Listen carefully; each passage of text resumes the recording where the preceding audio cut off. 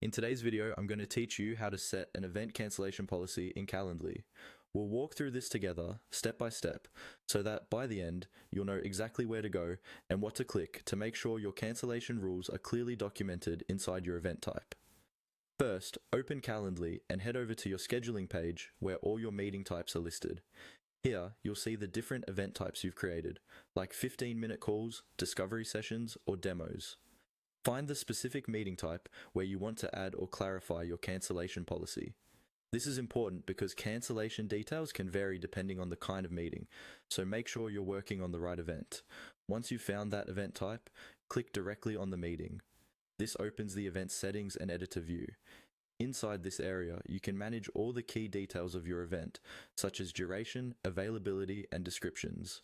For now, we're focused on adding internal information related to your cancellation policy, something that helps you and your team stay aligned on how cancellations should be handled. With the event editor open, look for the three dots icon. This is usually located near the top or next to the event title, and it represents more options or advanced settings.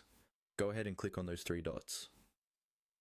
This will open a small menu with additional tools and configuration options that aren't visible in the main view. From that drop-down menu, select the option labeled Add Internal Note.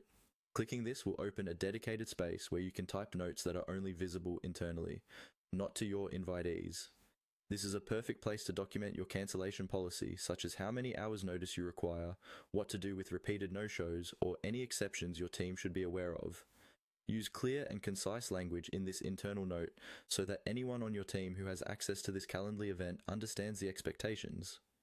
For example, you might write that cancellations within a certain time frame should be rescheduled, or that specific types of appointments can't be cancelled once confirmed. When you're done, make sure your note is saved so it stays attached to that event type going forward.